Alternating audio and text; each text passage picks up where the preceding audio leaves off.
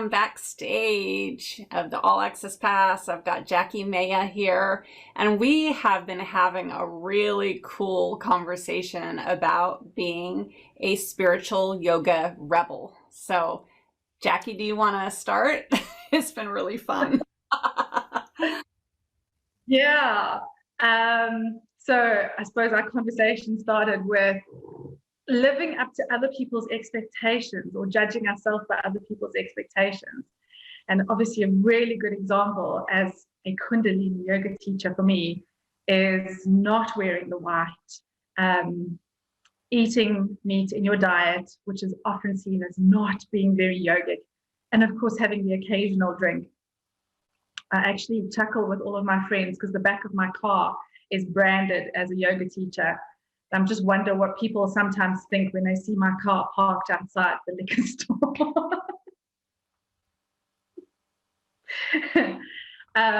So yeah, they're very much about and taking those other people's judgments and using them to judge yourself, their expectations, and whether or not it's actually true for you. So I think that's kind of where we were going with this conversation, hey? Yeah. There is a lot of that. I've been in the spiritual community for a really long time, since I was 19.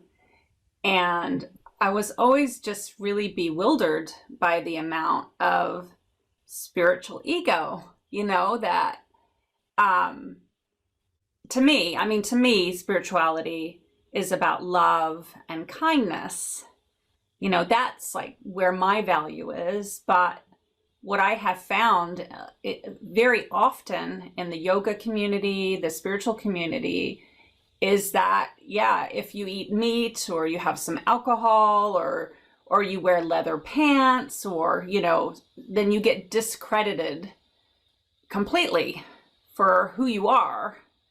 And I've always found that, like, I don't know, really disheartening and I can laugh about it now, but I know I really had a hard time with that on many occasions. So I'm really happy that we're having this conversation. It's a really good conversation. It is. And it's actually so interesting because the other day I was chatting with someone and it was on one of the retreats that we were on. And it was so the woman came to me and she asked me, but she did it in such a beautiful and gentle way. She said to me, don't you find that a lot of yoga teachers are actually the most judgmental people that you know? And it took me a moment. I had to actually, they can be. And it's on those sorts of things that everyone perceives as being yogic, where the judgment is. And so it was an interesting observation from someone who is not, yes, she practices yoga, but she's not a teacher. She's not even like a regular who goes to yoga regularly, and she does it as a form of exercise more than anything else. But it was an interesting observation from her, and definitely very much with what we're chatting about. I have definitely learned for me personally that there is my reality and my truth, which is not the same as your reality and your truth, but we all live on this plane together. And so we need to, as you say, have that kindness, that compassion with each other.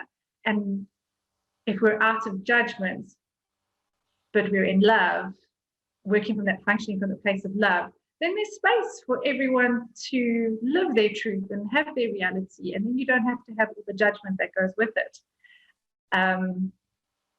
Because there's a lot of it.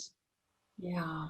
It's ironic, isn't it? Because to me, I thought the whole idea of spirituality and yoga was to release and let go of judgment.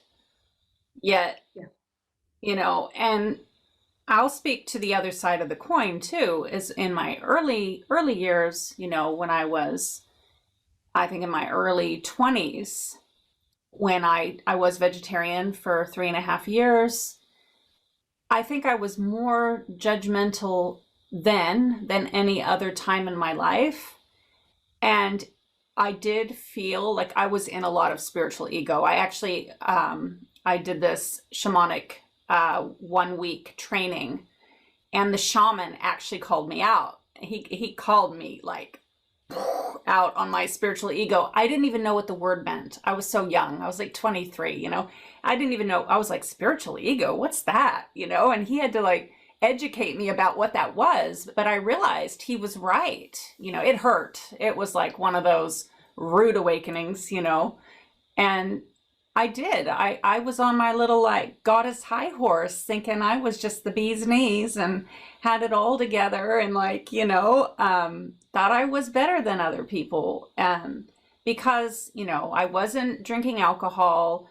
I wasn't eating meat. I was doing yoga every day. Like, I was really trying my very best to be the best human being that I could possibly be, you know, and through that perfection, like, my path in some way became quite narrow, and anything or anyone outside of that, I don't know, that pathway were the sinners and the, you know, the lower vibration people and the, you know, like, but my mom too, my mom was like, honey, you need some humility. like what's happened to you? You know, you better than anyone else. My mom called me out too, and she's like, she always has really kept me grounded in that we all poop, we all pee, we all, you know, like, we're all human beings. And yeah.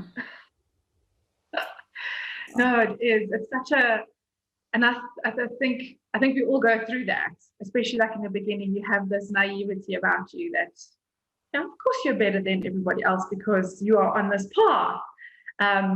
And I suppose hopefully you just come out through the other side and don't get stuck there, which I think some people do. They actually get stuck there. But if you can get through to the other side, and then you suddenly soften around the edges a little bit, and suddenly this, I'm going to say indoctrination, because that really is the right word for it. It becomes a little bit softer. It becomes a bit more blur, and you can take out the bits that speak to you, that work for you, that call for you. And I think you then have that level of tolerance, that level of kindness. But it is fun to also be a witness to watching other people. I know. When you're out the other side and you can see it, then it's pretty funny. Yeah. Part of me is wondering if I should be finding it funny, but yeah. Well, I think at 46 years old, for me personally, I don't know, it's all about humor, like finding the fun, finding the joy, like wherever you can find it, you know. And maybe that's also part of it. Like when you are so indoctrinated and you take everything so seriously, so you're living to these very high, because let's face it, they're very high expectations, then you do miss out on the joy and the fun and the humor and being silly. Whereas if you just start to be more human, because we are here having this human experience, like allow yourself to be human. So see the fun, see the laughter, find the joy, all of that. I think those expectations are, or there's a statement somewhere like, the higher the pedestal, the further you have to fall. So yeah. And whether we set ourselves up for it or we set somebody else up for it, we have to be quite mindful of that. Yeah, exactly. I want to share a story with you and all the listeners. I was teaching at a yoga studio in New Zealand, and it was very serious. You know, the studio owner had particular spiritual Buddhist kind of music that I had to play. Like, I couldn't bring my own music. It had to be this type of music. And it was very, you know, it was very serious. And it was my first like job at a studio. So I wanted to make sure to be very professional and do my absolute best and, you know, appease everyone, appease her.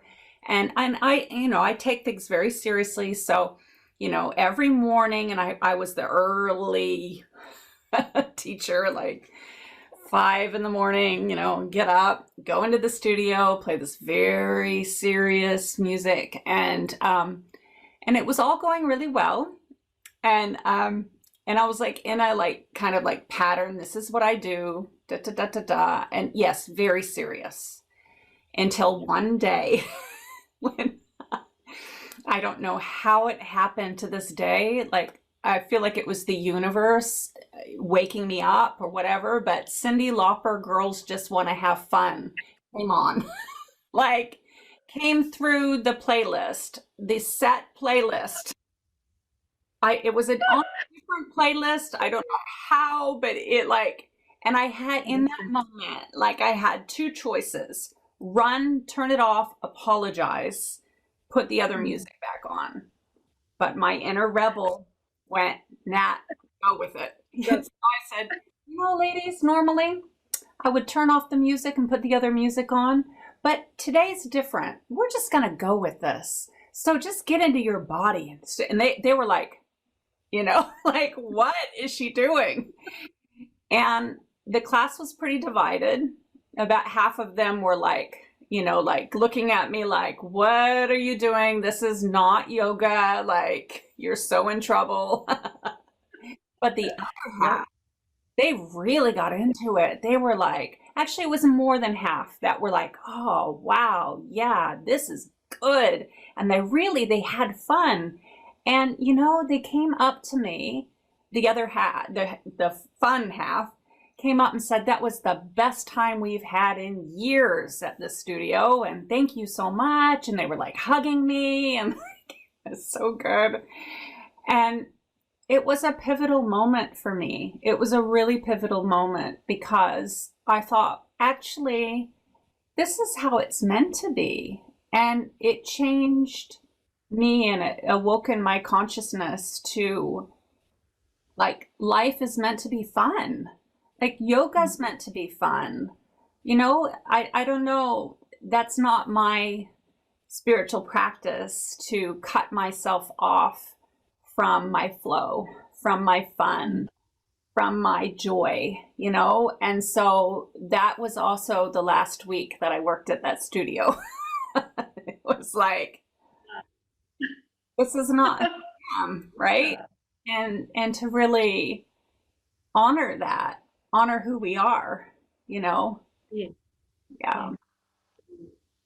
And I think that's a huge, huge part of it is like when something like that happens, as you say, it's like this moment where you're like, oh, hang on, things can be different. So let me choose here.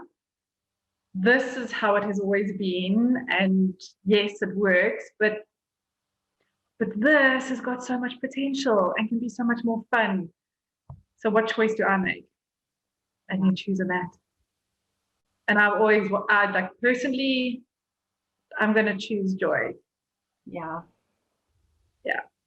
So occasionally I'm going to be bad yogi. Told me I was highly unprofessional, but I was like, I don't care.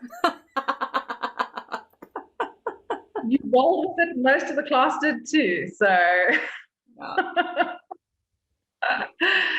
No, I do think that there's a lot of spiritual people who I love them, love the work that they're doing, but do take themselves very seriously. And I wonder how much more fun the rest of the world could have if they also had a little bit more fun. Yeah, yeah. And, I see that. What is it? We put that out as a challenge to everybody. When you catch yourself taking yourself too seriously, have a laugh, do something silly. Yeah, yeah. And that's where you and I connect, Jacqui and I were talking about how we're like the rebels of the spiritual yoga world. And, I see myself as like the Cyndi Lauper of yoga. Like it's about, to me, yoga is about accessing the inner joy, the inner flow, the beauty, the grace, the movement that we can, the space that we can access and find. And if that's not happening, then I don't really want any part of it. I've decided. Oh, absolutely. So for me also, like I'm obviously teaching yoga, you have a lot of people who are like, but I can't touch my toes. It's not about touching your toes. It's about what you learn on the way down or what you learn when you're there. It's about finding out more of who you are. It's got nothing to do with touching your toes. And again, it's that whole expectation and that seriousness, which, yeah, throw in. I've never played Cindy Lauper, but I have done some reggae, which has always been fun. Yeah. After that experience, my yoga practice took a completely different turn, and I started working with the chakras, and I created a home yoga studio. Well, I had that already before, but I just continued to work for myself, and I've decided just to work for myself ever since, so that I don't have to be kind of under someone else's paradigm, to really create my own paradigm of what is my integrity and my ethics and my morals and my values that is in alignment with who I am and what I'm bringing to the world. And I refuse to do the dry, serious, I feel like that is such old paradigm and of the old masculine energy, the patriarchal energy, that I think, honestly, the world is sick of it. They're tired of it. They want something different, People want to be happy. Yes. And we should. That's like human nature, is to be happy and have fun. Definitely. We need to shake things up a little bit. Yeah. And so how do you do that with your Kundalini? Because they wear all the white, right? And the turbans and it's, I remember going to one of my first Kundalini classes, and it was this girl with dreadlocks, and she had her hair up and this white turban, and she was very serious. I was a little bit afraid of her, actually. She was like the Nazi woman. So it's so interesting that you say that. A very good friend of mine who also teaches Kundalini here in the area that I live in. So many people will come to me and they don't like Kundalini because they find it intimidating. Exactly what you're saying. And yet I find it soulful and nurturing, but I think it's obviously also the way I teach. I am by nature just a very gentle teacher, and everything is slower, and I'd rather spend more time getting it right, from a form point of view, than making sure you do 108 frogs. I'd rather you did 20 frogs than did 108 frogs. Just as a crazy example. But there is very much that, and it is an elitism, there's no other word for it, within the Kundalini yoga community. And it is so interesting to witness. So I at a festival, I will wear white. If I teach, I will wear white. And I have to admit, it's also been a journey for me wearing the white, because when I did my teacher training, you had to wear white. So I did. Then it was pressure to wear white, so everyone else is wearing white. But now I actually enjoy wearing the white. So I do teach in the white. There is definitely an energetic something about wearing the white. The turban is also a contentious one, which I shared with you. So I hate the turban. I hate the turban. But if I'm teaching, not in my normal classes. My normal classes, I won't wear a turban. If I go to a festival, I'm participating, I'll wear a head cover for meditation. But if I teach, I will wear the turban. And as I shared with you, I have a beautiful friend who in himself is also a rebel. And we had a long chat on the way to one of the festivals. And he wears colors and refuses to wear a head covering of any sort. And just in having conversations with him about it, we unpacked it. We spent lots of time going through this. And for me, it was just such a reaffirmation that for me, that uniform is not true to me. As much as I do enjoy wearing the white, I don't have to wear it either. And I don't have to wear the turban either, because it's just not true to me. It irritates me more than anything else. I understand why it is worn, but it's not true for me. And having this conversation with him, and just having this real and honest conversation, is what like gave me the power to actually stand in that and be like, you know what, I don't have to wear one. So in our community here in South Africa, we now have 2 rebels. I will wear a little bit of color where he won't wear, he will just wear color. But yeah, we're gently rebellious in that community. Yeah. I mean, I think there is, there's something about honoring tradition, right? And honoring a system that is the way that it is. However, I think there's also, like the rebels are the ones that are the way showers, and they break the tradition and then they create their own traditions. And there's something to be said about that too. And I think that, unfortunately, there's a lot of judgment that comes from that too. But again, that's not really, like, to me, that's not what spirituality is about, is that judgment and that that kind of almost like undermining of the way showers that are creating the new paradigm, because the new paradigm is about shattering and letting go and, of all those restrictions that are not in alignment with our essence, with our soul, with our joy, with our happiness. And, if we just look into history, like the way showers and the movers and shakers, they always got either nailed to a cross or poisoned or burned at the stake or something, and we just got to keep reminding each other, like we are, that it's okay, that we are being true to ourselves of who we are, and that sometimes the systems need to be, broken, even just like shattered sometimes, in order for the new earth, for the new paradigm to emerge.